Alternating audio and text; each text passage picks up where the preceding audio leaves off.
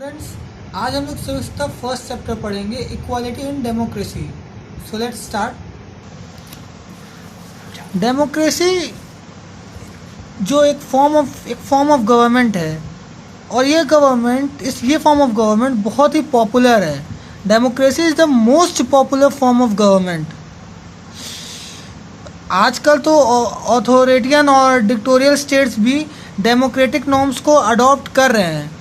ज़रूरी नहीं है कि जिस फॉर्म में है उसी फॉर्म में, लेकिन एक ना एक दूसरे फॉर्म में वो अडॉप्ट कर दे रहे हैं। तो चलिए जानते हैं कि आखिर डेमोक्रेसी है क्या। डेमोक्रेसी वो सिस्टम है गवर्नमेंट का जिसमें सारी पावर जो जनता है, जो पीपल हैं, उनके हाथ में होती है। और हम लोग की जो एरा है वो डेमोक्रेसी की है।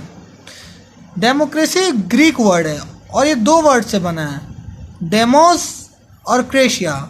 डेमोस मीन्स पीपल और क्रेशिया मीन्स पावर। तो democracy means power of the people. Democracy जो है उसको कई लोगों ने डिफाइन किया है, बट अब तक की जो बेस्ट डेफिनेशन है वो अब्राहम लिंकन की है। A form of government in which a government of the people, by the people and for the people. इसका मतलब है पीपल की गवर्नमेंट, पीपल के लिए गवर्नमेंट, और जो गवर्नमेंट फॉर्म होती है वो भी पीपल के द्वारा ही फॉर्म होती है। और जो प्रोफेसर शीले हैं उन्होंने भी डेमोक्रेसी की डेफिनेशन दी है। उन्होंने कहा है कि democracy is the government in which everyone has a share. Democracy वो फॉर्म ऑफ गवर्नमेंट है जिसमें सबका कुछ ना कुछ रोल है। देखिए, ये अब्राहम लिंकन है, ये यूएसए के प्रेसिडेंट भी रह चुके हैं। जो कि डेमोक्रेसी का फॉर्म ऑफ गवर्नमेंट है, उसमें जो कि होता है एडमिनिस्ट्रेशन होता है, वो मतलब सबके वेलफेयर के लिए सब कुछ देख के ही होता है। और अगर वो लोगों के हित में नहीं है तो लोग चाहें तो उसे हटा सकते हैं, उसको मतलब एक्सेप्ट नहीं कर सकते। ये लोग के पास पावर है। अब होता है कि मॉडर्न सोसाइटी में डेमोक्रेसी का आया कहाँ से। तो डेमोक्रेसी उतनी ही पुरानी है जितनी पुरानी ये शहंशाही है, जैसे कि राजा रानी वाला, उसको हम लोग मोनार्ची बोलते हैं। और ये पहली बार एथेंस में शुरू हुई थी, जो कि ग्रीस में है, 2500 ईयर्स अगो। और जो उस टाइम की डेमोक्रेसी थी वो बहुत अलग थी, जो कि ग्रीस में हुआ करती थी, और आज की डेमोक्रेसी बहुत अलग है। देखिए, उस टाइम शुरू हुई, फिर 17th सेंचुरी में यूरोप में शुरू हुई, और यूरोप में शुरू होने के लिए बहुत सारे रिवॉल्यूशन हुए, बहुत सारी मतलब क्रांति हुई, जिससे कि एक ही आदमी के हाथ में सारी पावर देने के लिए लोग अब मना करने लगे, उसके लिए विद्रोह होने लगा। कुछ रिवॉल्यूशन के नाम हैं जो आपको याद करने होंगे। वो है ग्लोरियस रिवॉल्यूशन, जो कि 1688 में हुआ था। वो मतलब एक लैंडमार्क है डेमोक्रेसी के एक्सपेंशन का। ये इंग्लैंड में हुआ था। और ये फ्रेंच रिवॉल्यूशन, ये 1789 से 1815 में हुआ था। ये दूसरा लैंडमार्क है, और ये फ्रांस में हुआ था, फ्रेंच पीपल के द्वारा हुआ था। और ये लॉ पास करवाया गया था कि मतलब ये गवर्नमेंट पीपल के लिए रहे, पीपल द्वारा चुनी जाए ये गवर्नमेंट। अब आते हैं 20th सेंचुरी में। 20th सेंचुरी आते आते शुरुआत में ही कई देशों ने डेमोक्रेसी एक्सेप्ट कर ली थी, जैसे कि England, France, United states of America. लेकिन उस कंट्री में सबको वोट करने की इजाज़त नहीं थी जैसे अपने कंट्री में। उस कंट्री में से कई कंट्री ऐसी थी जहां वुमेन्स को वोट करने की इजाज़त नहीं थी। कई कंट्री ऐसी है जहां सिर्फ उन्हीं को वोट करने की इजाज़त थी जिनके पास प्रॉपर्टी है, जैसे यहाँ के लिखा है, some countries only people owning property has right to vote. फिर जाते हैं यूएसए पे। यूएसए में जो ब्लैक्स थे उनको वोट करने का मतलब अधिकार नहीं था। और ये मतलब मतलब 20th सेंचुरी के मतलब 1950 तक चला ये सब। उसके बाद सब चेंज हो गया। लेकिन ये तो है कि रेसिज्म आज भी यूएसए में है। इसलिए हम लोग नहीं कह सकते कि उस टाइम जो कंट्री जो डेमोक्रेसी अपनाई थी वो फुल्ली डेमोक्रेटिक थी। अब आते हैं कि जनरली लोग कहते हैं कि कैसे कि इंडिया में डेमोक्रेसी कैसे एक्सेप्ट आई और ये सब बात करते हैं, भाई पीपल कहते हैं कि डेमोक्रेसी गवर्नमेंट की बेस्ट फॉर्म है, इससे अच्छा कोई फॉर्म ये गवर्नमेंट का हो नहीं सकता है। और इंडिया में जो डेमोक्रेसी आई और कई जगह जो डेमोक्रेसी आई ना, उसमें काफ़ी मतलब रीज़न है जो प्रिवेल किए ताकि डेमोक्रेसी आ सके। उसमें ज़्यादातर फैक्टर तो यही है कि जो social economic and political condition होती है कंट्री की, उस पर भी डिपेंड करता है। प्लस कई लोग जो पीपल थे, कई लोग थे वो इकोनॉमिक इनइक्वालिटी या सोशल इनइक्वालिटी को सफ़र करते थे। जैसा कि मैंने बताया कि वुमेन को वोट करने का अधिकार नहीं था, यूएसए में ब्लैक्स को कुछ भी मतलब जनरल करने का अधिकार नहीं था। तो जो लोग इनइक्वालिटी सफ़र कर रहे थे वो लोग तो भाई डेमोक्रेटिक फॉर्म ऑफ गवर्नमेंट से बहुत खुश थे ताकि उनको भी हर चीज़ का प्रिविलेज मिले, वो भी हर तरीके की आज़ादी चाहते थे, इसलिए वो डेमोक्रेटिक फॉर्म ऑफ गवर्नमेंट को बहुत जल्दी लाना चाहते थे। और ये भी सच है कि बहुत सारे पीपल ने स्ट्रगल किया है अपनी अपनी कंट्रीज़ में डेमोक्रेटिक फॉर्म ऑफ गवर्नमेंट लाने में, ये इसको कोई नहीं झुठला सकता है। और आज के दौर में जो कुछ पावरफुल कंट्रीज़ हैं वो एक टास्क है जिसको डेमोक्रेटिक पूरे वर्ल्ड में डेमोक्रेटिक फॉर्म ऑफ गवर्नमेंट लाने के लिए प्रमोट करती हैं। जो कि पावरफुल कंट्रीज़ हैं वो जो नॉन डेमोक्रेटिक कंट्री है उस पर आर्म्ड अटैक, उस पर फोर्स से अटैक करना शुरू कर दिया है। ऐसे कि यूएसए और उसकी अलीज जो हैं, जो कि उसके साथ जो गवर्नमेंट हैं और देशों की, उन्होंने इराक पे अटैक किया वहाँ के लोगों को तानाशाही से बचाने के लिए, डिक्टेटरशिप उससे बचाने के लिए और उस कंट्री में डेमोक्रेसी लाने के लिए। अब आते हैं इंडिया के बारे में। इंडिया में है कि कई फैक्टर्स प्रिवेल करते हैं। देखिए भाई, पहले ब्रिटिश रूल में थे, बहुत ज़्यादा मतलब तानाशाही हम लोग ने भी झेली है, बहुत ज़्यादा हम लोग ने तकलीफ उठाई है। तो पहला रीज़न डेमोक्रेसी इस्टेब्लिश करने का यही था कि भाई ब्रिटिश रूल इंडिया में था, हम लोग ने बहुत इनइक्वालिटी सही है, तो हम लोग को इक्वालिटी चाहिए, सबके लिए इक्वालिटी चाहिए, तो इसलिए democratic form of government best था। फिर दूसरा आते हैं जो फ्रीडम मूवमेंट था, उसने बहुत ज़्यादा इन्फ्लुएंस किया डेमोक्रेसी को इंडिया में, वही इवोल्यूशन लाया, evolution of democracy in India, ये लाइन है ना, evolution of democracy in India, उसने भी बहुत ज़्यादा इन्फ्लुएंस किया। फिर आते हैं हमारे फ्रीडम फाइटर्स। फ्रीडम में बहुत ज़्यादा पार्टीज बनी, इसमें से कि एक पार्टी आज भी है, इंडियन नेशनल कांग्रेस। उनमें जो भी उनका एक ही था कि मतलब भाई हम लोग को complete democratic form of government चाहिए, उनका ये मोटो था। ऐसे कि 1936 में जो इंडियन नेशनल कांग्रेस की बैठक हुई फैसपुर में, तो Jawaharlal Nehru first prime minister of India, उन्होंने ये कहा कि आज कांग्रेस जो है वो पूरी डेमोक्रेसी की मांग करती है और उसके लिए वो लड़ेगी। फोर्थली, कुछ इंटरनेशनल इन्फ्लुएंस भी था जिसने डेमोक्रेसी इस्टेब्लिश करने में इंडिया की मदद की। भाई देखिए, struggle for independence from colonialism in several other country also gives fillip to Indian struggle for independence. जैसे कई कंट्रीज में इंडिपेंडेंस चाहिए थी कोलोनिज्म से और कई अदर कंट्रीज़ का प्रेशर था, जिसके वजह से इंडियन स्ट्रगल में थोड़ा सा चेंजेस आए, थोड़ी सी तेज़ी आई और इंडिया आज़ाद हुआ और डेमोक्रेटिक कंट्री बन के आज विश्व की सबसे बड़ी डेमोक्रेटिक कंट्री है इंडिया। ये तो आइडिया है डेमोक्रेसी का, ये किससे डेवलप हुआ? The idea of democratic developed with the rule of law, principle of responsibility, idea of adult franchise, idea of political equality extend to economic equality। मतलब जो है कि आज जो आइडिया डेवलप हुआ डेमोक्रेसी का, उसमें रूल्स ऑफ लॉ हैं, प्रिंसिपल ऑफ रिस्पॉन्सिबिलिटी हैं, एडल्ट फ्रेंचाइजी का आइडिया है, पॉलिटिकल और इकोनॉमिक इक्वालिटी का भी सोच है उसमें।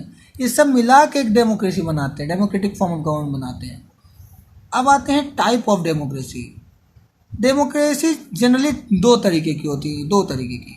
यहाँ आपने देखा होगा डायरेक्ट डेमोक्रेसी और इनडायरेक्ट डेमोक्रेसी या रिप्रेजेंटेटिव डेमोक्रेसी। डायरेक्ट डेमोक्रेसी है जिसमें सारे एडल्ट पीपल जो हैं वो अपने रिप्रेजेंटेटिव को एक मास मीटिंग, बहुत बड़ी बैठक होती है ना, उस मीटिंग में चुनते हैं और जो भी डिसीजन रहता है वो उसी जनरल असेंबली में लिया जाता है। जैसे कि लॉ पास करना, टैक्स का मतलब जो भी है, और कोई कुछ किसी को अपॉइंट करना, वो सब उसी जनरल मीटिंग में वो सारा फैसला लिया जाता है। और वहाँ जितने सिटीज़न हैं वो वोट करते हैं। ये था डायरेक्ट फॉर्म ऑफ। और इनडायरेक्ट या रिप्रेजेंटेटिव डेमोक्रेसी है, इसमें सिस्टम है कि जितने एडल्ट पीपल हैं वो अपने रिप्रेजेंटेटिव को वोटिंग या सीक्रेट बैलेट द्वारा, आजकल तो ईवीएम आ गया, इलेक्ट्रॉनिक वोटिंग मशीन, पहले सीक्रेट बैलेट पेपर होता था, उसमें रख के आप वोट कर सकते थे।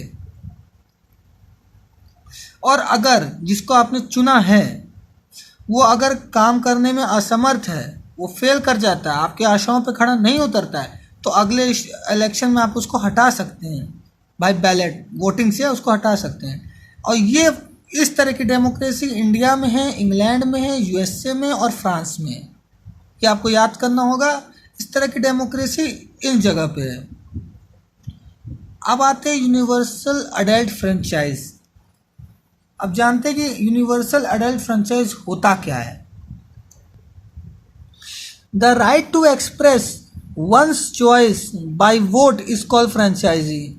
मतलब किसी को भी ये अधिकार होता है कि वोट से अपनी चॉइस को वो एक्सप्रेस कर सके, इसे हम लोग फ्रेंचाइज बोलते हैं। और जब ये राइट सारे एडल्ट लोग को दिया जाता है तो इसे यूनिवर्सल एडल्ट फ्रेंचाइज कहते हैं।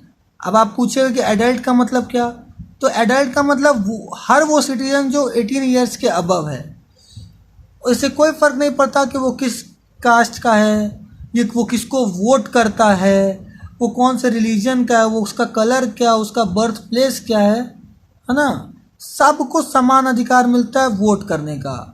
और इसी को हम लोग कहते हैं यूनिवर्सल एडल्ट फ्रेंचाइज। अब आते हैं different system of power that exist in world today. और जैसे कि डेमोक्रेटिक ही नहीं, बहुत से फॉर्म ऑफ गवर्नमेंट हैं जो आज भी वर्ल्ड में एग्जिस्ट करते हैं। देखिए हर कंट्री डेमोक्रेसी मतलब बहुत ज़्यादातर देशों में आ गई है, लेकिन हर कंट्री का अपना अलग फीचर है, कुछ स्पेसिफिक फीचर है जो उस कंट्री में प्रिवेल करता है। भाई हर कंट्री अपने ट्रेडिशन, अपने हिस्ट्री, अपने इकोनॉमी के हिसाब से वो डेमोक्रेसी का ही पाथ अपनाती है, लेकिन अलग तरीके से। देखिए बहुत सारी यूरोपियन कंट्रीज जब तक डेमोक्रेटिक हुई तब तक उन लोग में इंडस्ट्रियल रिवॉल्यूशन आ चुका था, उन लोग के पास वेल डेवलप इंडस्ट्रीज आ चुकी थी। और लेकिन जब इंडिया आया, इंडिया में जब हुआ तो इंडिया मतलब जैसे ही आज़ाद तुरंत हुआ था, वहाँ कोई इंडस्ट्रियल डेवलपमेंट नहीं हुआ था, है ना। और जो कि हमारे जो क्या नाम है लीडर्स थे, फ्रीडम फाइटर्स थे, उन्होंने इन्विजेस्ट किया। इन्विजेस्ट मतलब कल्पना करना, मैंने यहाँ लिखा कल्पना करना। कल्पना कर किया कि इंडिया में हर सिटीज़न को हर तरह की समानता दी जाए, पॉलिटिकल, सोशल, इकोनॉमिक, हर तरह की उनको समानता मिले। जैसे कि मैंने ये देखिए इन्हें यहाँ लिखा European country develop industrially before they become full fledge democratic. In India democracy was developed at the time of independence. और जब वो डेवलप हुआ तो इंडिया मेनली एक एग्रीकल्चरल कंट्री था और वहाँ के पीपल बहुत भोले भाले और गांव के रहने वाले थे। तो जो हमारे लीडर्स थे, जो कि फ्रीडम फाइटर्स थे, उन्होंने कल्पना की कि इंडिया एक ऐसी कंट्री होनी चाहिए जहाँ हर किसी को समान अधिकार मिले, चाहे वो सोशल हो, चाहे इकोनॉमिक हो, चाहे पॉलिटिकल हो। इसलिए जो हम लोग का कॉन्स्टिट्यूशन है उसमें यहाँ लिखा है, जो हम लोग का कॉन्स्टिट्यूशन है उसमें एक स्ट्रोक में ही पीपल को, जो यहाँ की जनता है, उनको एक स्ट्रोक में सारे राइट दिए गए हैं। जितने डेमोक्रेटिक पॉलिटिकल राइट्स होते हैं उनको वो सब दिए गए हैं। और इंडियन गवर्नमेंट जो है, इंडियन कॉन्स्टिट्यूशन जो है, वो parliamentary provide for a parliamentary democracy with representative government. देखिए वो parliamentary democracy, parliamentary form of government होती है, और इसी विथ एक रिप्रेजेंटेटिव होता है गवर्नमेंट में हम लोग का। लेकिन सिर्फ डेमोक्रेसी नहीं है जो इस वर्ल्ड में एग्जिस्ट करती है, जैसे कि डिक्टेटरशिप भी बहुत जगह है जो आज भी जहाँ एग्जिस्ट करती है। तो पहला फॉर्म है डिक्टेटोरियल फॉर्म ऑफ गवर्नमेंट। इसमें होता है कि एक आदमी के या कुछ चंद ग्रुप के लोग में ही मतलब पूरी पावर दी जाती है। जैसे कि यहाँ लिखा है, यहाँ देखिए लिखा होगा, the power to rule rest with one person और a small group of people. फिर और ये जो है ना फोर्सिबली, मतलब इस पावर को हम लोग फोर्सिबली लेते हैं। डिक्टेटर्स के पास हर तरह की ऐशो-आइश होती है, लेकिन जो वहाँ की जो जनता होती है उनके पास कुछ नहीं होता है। और जो भी उस गवर्नमेंट को क्रिटिसाइज करता है उसे बहुत कड़ा मतलब सज़ा सुनाई जाती है। जैसे कि अब नॉर्थ कोरिया है, बाकी तो आप लोग जानते ही हैं किम जोंग उन के बारे में। अब आते हैं मोनार्च, किंग और क्वीन कोई एब्सोल्यूट पावर होती है और वो अपनी इंटायर लाइफ रूल करते हैं, उनकी गवर्नमेंट चीज़ नहीं होती है। और एक्चुअली ये हेरिडिटरी फॉर्म है। अब आज किंग है, फिर क्वीन है, फिर उनका लड़का आएगा, फिर उनका लड़का आएगा। ये फॉर्म ऑफ गवर्नमेंट, इसको मोनार्च बोलते हैं। लेकिन कई जगह ऐसे देश भी हैं जो कि मोनार्च में हैं, लेकिन उनका मतलब पावर कॉन्स्टिट्यूशन डिसाइड करता है। The power of the monarch is decided by the constitution. तो उसको बोलते हैं हम लोग कॉन्स्टिट्यूशनल मोनार्ची। अब एक फॉर्म ऑफ गवर्नमेंट ये भी है थियोक्रेसी। इसमें ये होता है कि रिलीजियस सिस्टम पे गवर्नमेंट बनाई जाती है, जो कि मतलब जो रिलीजियस लीडर होते हैं उन्हीं को सारा पावर दिया जाता है। और कुछ कंट्री ऐसी भी हैं जहाँ डेमोक्रेसी और थियोक्रेसी दोनों को मिला के चलाया जा रहा है। अब आते हैं डेमोक्रेटिक फॉर्म ऑफ गवर्नमेंट में भी बहुत तरीके के मतलब फॉर्म्स होते हैं। पहला है पार्लियामेंट्री फॉर्म ऑफ गवर्नमेंट। भाई पार्लियामेंट्री फॉर्म ऑफ गवर्नमेंट में parliament supreme law making body होता है। याद रखिएगा, parliament supreme law making body होता है। प्रेसिडेंट जो होता है वो कॉन्स्टिट्यूशनल हेड होता है और सारी पावर जो होती है काउंसिल ऑफ मिनिस्टर के पास होती है, जिसका हेड प्राइम मिनिस्टर होता है और वो सेंटर में बैठता है। और चीफ मिनिस्टर स्टेट में, वो स्टेट का हेड होता है और वो रिस्पॉन्सिबल होता है, लेजिस्लेचर का रिस्पॉन्सिबल वही होता है। और उन लोग को रिमूव भी किया जा सकता है। ऐसा नहीं कि 5 साल तक वो लोग अपनी मनमानी कर सकते हैं, उनको रिमूव भी किया जा सकता है। लेकिन उसके लिए आपको एक नो कॉन्फिडेंस मोशन लाना पड़ेगा। अगर वो पास हो जाता है तो प्राइम मिनिस्टर के साथ सभी काउंसिल ऑफ मिनिस्टर्स को रिज़ाइन करना पड़ता है और नया फ्रेश इलेक्शन होता है। Prime minister and his cabinet, prime minister और उसकी कैबिनेट जो होती है वो रियल एग्जीक्यूटिव होती है। और प्रेसिडेंट जो होता है वो बस काउंसिल ऑफ मिनिस्टर के एडवाइस पे वर्क करता है। मतलब प्रेसिडेंट जो है नॉमिनल हेड है और प्रेसिडेंट को हम लोग डायरेक्टली इलेक्ट भी नहीं करते हैं, वो इनडायरेक्टली इलेक्ट होते हैं। फिर आती है presidential form of government. Presidential एक तरफ है पार्लियामेंट्री फॉर्म ऑफ गवर्नमेंट जहाँ प्रेसिडेंट को कोई पावर नहीं है, मतलब बहुत नॉमिनल पावर है, उसको ज़्यादा पावर नहीं है। और प्रेसिडेंशियल फॉर्म ऑफ गवर्नमेंट वो फॉर्म ऑफ गवर्नमेंट जहाँ प्रेसिडेंट डायरेक्टली पीपल द्वारा ही चुने जाते हैं। देखिए यहाँ लिखा होगा, president is elected directly by the people. Congress या पार्लियामेंट के पास प्रेसिडेंट पे कोई कंट्रोल नहीं होता है। प्रेसिडेंट नॉमिनल और रियल दोनों हेड होता है। अब आते हैं यूनिटरी फॉर्म ऑफ गवर्नमेंट पे। यूनिटरी फॉर्म ऑफ गवर्नमेंट वो गवर्नमेंट है, देखिए, जहाँ सेंट्रल गवर्नमेंट स्टेट को कंट्रोल करती है और स्टेट के पास ज़्यादा पावर नहीं होता है। यूनिटरी फॉर्म ऑफ गवर्नमेंट वही होती है जहाँ सेंट्रल रूल करती है स्टेट पर और स्टेट के पास ज़्यादा पावर नहीं होता है। मतलब अगर term of policies, decision making, इस टाइम हमेशा सेंटर ही रहती है, सेंटर ज़्यादा प्रिवेल करती है। और इमरजेंसी के टाइम में, ड्यूरिंग कोई नेशनल इमरजेंसी या किसी प्रकार की इमरजेंसी आती है तो स्टेट की सारी पावर सेंटर ले लेती है। During the time of emergency the centre can take all the power of states. अब आते हैं फेडरल फॉर्म ऑफ गवर्नमेंट। ये भी एक फॉर्म ऑफ गवर्नमेंट है। फेडरल फॉर्म ऑफ गवर्नमेंट वो गवर्नमेंट है इसमें क्लियर डिवीज़न हो, पावर का क्लियर डिवीज़न होता है। भाई सेंट्रल लेवल पे और स्टेट लेवल पे। और कॉन्स्टिट्यूशन दोनों जगह रिजिड होता है, रिटन होता है, रिजिड भी होता है, रिटन भी होता है। अगर कहीं बाय खुदा ना खास्ता कभी कॉन्फ्लिक्ट हो जाता है सेंट्रल पे और स्टेट पे, तो सेंट्रल जो कहती है उसी को माना जाएगा, फिर स्टेट को नहीं माना जाएगा। अब आते हैं significant element that continue to make democracy popular in the contemporary world. कुछ ऐसे एलिमेंट हैं डेमोक्रेसी के जिसकी वजह से डेमोक्रेसी सबसे ज़्यादा अपनाई जाए गवर्नमेंट फॉर्म है, अपनाने जाने वाली सबसे ज़्यादा गवर्नमेंट फॉर्म है। पहला इक्वालिटी, भाई सबको समान हक चाहिए, ये आप भी जानते हैं हम भी जानते हैं, सबको समानता चाहिए। तो डेमोक्रेसी में डेमोक्रेसी का प्रिंसिपल ही है इक्वालिटी, जहाँ सब कोई इक्वल है लॉ के सामने।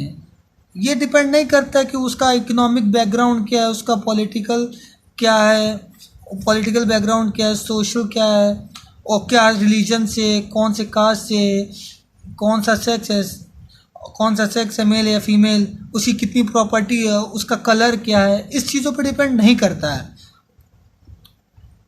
सबको अपनी गवर्नमेंट चुनने का समान अधिकार है। और सुने ना, कानून के नज़र में सब बराबर हैं, तो वो है फ्रीडम। भाई आज़ादी सबको चाहिए। आज़ादी जो डेमोक्रेटिक फॉर्म ऑफ गवर्नमेंट होती है उसमें पीपल बिना किसी भय के अपने जो व्यूज़ हैं एक्सप्रेस कर सकते हैं। लेकिन जो डिक्टेटरशिप होती है वहाँ पीपल अगर ऐसा करेंगे तो उनको बहुत तगड़ा सज़ा मिल जाती है, शायद मौत की भी सज़ा मिल जाए अगर ज़्यादा विद्रोह हो गया तो। और हर पीपल को, हर लोग को डेमोक्रेटिक फॉर्म ऑफ गवर्नमेंट में कोई भी रिलीजन, कुछ भी अच्छी चीज़ जो उसको पसंद है वो प्रैक्टिस कर सकते हैं, और जो कानून के दायरे में हो। यानी कि कुछ भी पसंद है तो अपना ले, तो कानून के दायरे में हो, और कोई भी रिलीजन वो अपना सकते जो उनको पसंद हो, उस पर कोई फोर्स नहीं होता है कि आप यही अपनाइए। अब आते हैं डिसीजन मेकिंग मैकेनिज्म पे, जो कि डेमोक्रेसी में कोई एक आदमी तो होता नहीं है जो कि मतलब सारे रूल्स या रेगुलेशन बनाए। यहाँ एडमिनिस्ट्रेशन जो है वो पब्लिक की डिमांड पे चलती है, और जो एडमिनिस्ट्रेशन है वो पब्लिक की विल, पब्लिक की ओपिनियन पे चलती है। अगर पब्लिक नहीं चाहेगी कि वो नहीं चाहे कि ये रूल पास हो, तो फिर वो पास नहीं होता है, क्योंकि अथॉरिटी के अंदर ये फियर रहता है कि अगर उन्होंने सही से काम नहीं किया तो फिर उनकी गवर्नमेंट दोबारा नहीं आएगी, क्योंकि यहाँ सारी पावर यहाँ पीपल के हाथ में है। देखिए, डेमोक्रेटिक फॉर्म ऑफ गवर्नमेंट में कुछ इंस्टीट्यूशंस हैं जो कि डिसीजन मेकिंग और हर तरीके के काम के लिए बनाए गए हैं, और वो इंस्टीट्यूशन अपना काम करते हैं, हर तरीके का काम करते हैं गवर्नमेंट का। कुछ पहले हैं लेजिस्लेटिव, फिर एग्जीक्यूटिव, फिर जुडिशियल। और हर ऑर्गन जो है, लेजिस्लेटिव अपना काम करता है, एग्जीक्यूटिव अपना काम करता है, जुडिशियल अपना काम करता है। और जो हर चीज़ है, हर ऑर्गन जो अपना अलग अलग परफॉर्म करता है, कॉन्स्टिट्यूशन में रह के हर काम अपना करता है, रूल्स रेगुलेशन में रह कर। अब आप पूछेंगे कि सर लेजिस्लेटिव, एग्जीक्यूटिव और जुडिशियल है क्या? तो जो लेजिस्लेटिव होती है, लेजिस्लेचर होती है, वो लॉ बनाती है, लेजिस्लेटिव लॉ बनाती है। एग्जीक्यूटिव उसको एग्जीक्यूट करता है, उसको फॉलो करवाता है। और जुडिशियल जो होता है ये इन दोनों से अलग होता है, ये न्याय से व्यवस्था होती है। न्याय व्यवस्था, जुडिशियल मतलब न्याय व्यवस्था, जुडिशरी आपको न्याय देना, high court, supreme court, public court जो भी है, लोअर कोर्ट, ये आपको न्याय देने के लिए। और जुडिशियल जो होता है वो इंडियन गवर्नमेंट है उसमें अलग होता है। जुडिशियल जो होता है लेजिस्लेटिव और एग्जीक्यूटिव के बेसिस पे नहीं होता, वो एकदम अलग होता है। इसीलिए बहुत थिंग्स स्मूथली वर्क करती है इन्हीं तीनों पे।